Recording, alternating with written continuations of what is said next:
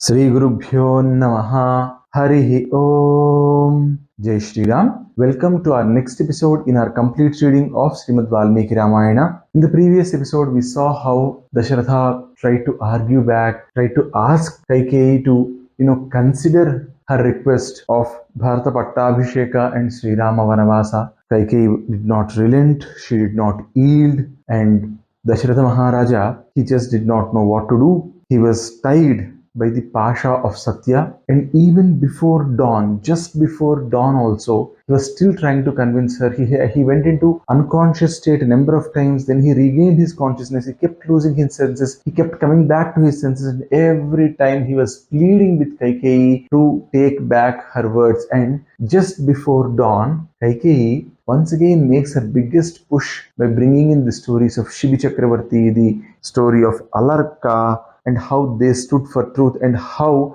Dasaratha Maharaja should not sway away from truth. Now, when we look at this entire scenario here, Dasaratha Maharaja is clinging on to dharma. That part we discussed before. Kaikeyi, she is clinging on to satya, or the truth. So, truth and dharma at times can take us in two different paths. How do you do this samanvaya? How do you bring the synergy between both of them? That's what SriRamachandra is all about. That's why we call one foot of SriRamachandra is Satyam and the other foot of him is Dharmam.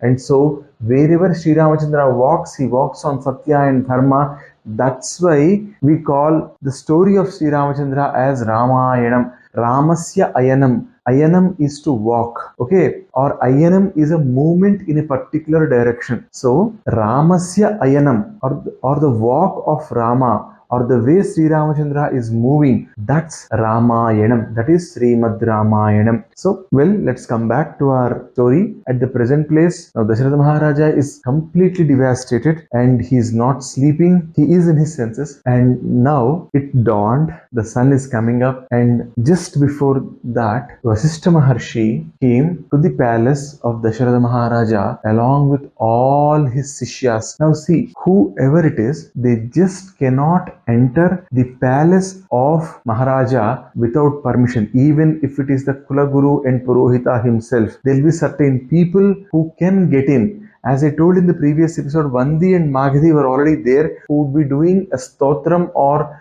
who would be singing the praises of the Vamsha of that Maharaja. So they are there, they can enter, but Rishis and all, they cannot enter because the permissions for them are not given, because they don't come there every day. Whereas Vandi and Magadhi, they might come every day. Now Vasishtha Maharshi, he has come with all his Sishyas, he is standing there, and he is waiting for someone who can take his word and speak to Dasaratha Maharaja. So no one knows what has transpired in the palace. So everybody now is thinking that Sri Rama Pattabhisheka is going to happen, or Sri Rama Yuvarajya Pattabhisheka is going to happen the next day. Everybody is waiting for it, and everybody is training their necks to look into the palace. That's what we say as Utkantha. Ut is to step up. So Ut is you're straining your neck forward, and Kantha is your neck basically. So Utkantha. So everybody is waiting there with bated breath. They're waiting for Maharaja to come out. A lot of people are there, and everybody is thinking as to who would go in and inform Maharaja that it has dawned and he has got to come out and he has got to do all these things. And daily Maharaja normally wakes up by this time. Why he did not wake up by this time? All these discussions were happening. In the interim, one of the closest confidants of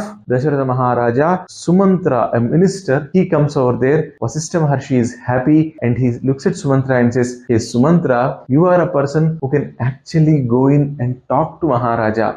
You have all the needed permissions. So you go inside and inform Dasaratha Maharaja that Kulaguru Vasishtha has come." Sumantra enters, he sees the palace, he sees that everything is not so well there, but then he takes a benefit of doubt. He walks in and he thinks people are just tired, and he goes near Maharaja and says, "Hey Maharaja, please wake up." So Dasaratha was actually lying on a bed. In the interim, Kaikeyi walks over there and says, "Maharaja, has not slept the whole night and now he wants to see SriRamachandra. So please go and get SriRamachandra here. Now Sumantra walks out, informs the people waiting out that Maharaja has called for SriRamachandra. Everybody is happy that Maharaja has given an order. He looks at all the people out there. He sees the excitement in the air, and then Sumantra decides that he would go back once again and try to wake up the king and to listen it from his mouth. So he goes back in again and he stands near the curtain and he starts singing the praises of Dasaratha Maharaja and the good qualities of Dasaratha Maharaja. From inside, Dasaratha Maharaja says, "You have already heard what Kaikeyi said. Please go and get SriRamachandra."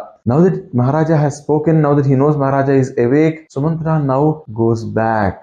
And as he is walking back, he informs that he is going to SriRamachandra's palace now, and he goes through the streets of Ayodhya. And as he is going through the streets of Ayodhya, he sees wonderful rangolis. People are all excited. All people are there. People are looking at each other. They are congratulating each other. They are saying that we are going to enter Sri Ramarajya and that's going to be the greatest place to be ever in. Looking at all the excitement, Sumantra is happy and now he's slowly moving towards Sri Ramachandra's palace and he is not able to reach the palace. Why he is not able to reach the palace? He is not able to reach the palace because there were huge crowds. Now, how many zeros beside one can you imagine? How many zeros beside one can you imagine? You put 5 zeros, it becomes a lakh or 100,000, right? You put a 6th zero beside one, it's 10 lakhs. A 7th zero, we call it 1 crore in India, and we think 1 crore itself is a huge number. But here, Sri Ramachandra's house is crowded by so many people. So many people are waiting to get a glimpse of Sri Ramachandra. In Valmiki Ramayana, it is said that Sumantra actually saw a Parartha of people. Upasthitairanjalikaribhischa sopayanair janapadair janaischa kotya parardhaischa vimuktayanaihi samakulam dwarapadam dadarsha. So upasthitaihi. So they have come closer. Anjalikaribhischa. They are all folding their hands. Sopayanaihi. They have brought their upayanas with them. Vimuktayanaihi. They left their vehicles. Kotyaha. People are not able to just count them. It's in crores. What is the number? Parardhaihi. Janapadai janaischa samakulam dwarapadam dadarisa. Means Sumantra saw Janapadai, people who live in those towns and villages. Janai, people normally. Samakulam means filled. Dwarapadam, the entry point of Sri Ramachandra's building, was seen by Sumantra. What is a Parardha? You simply put like 17 zeros beside a 1. That becomes Parartha. So put 17 zeros beside a 1. I mean, whatever is that number, and how many 100,000s or how many billions you want to count, you just count, and or how many trillions it is. That's 1 Parartha.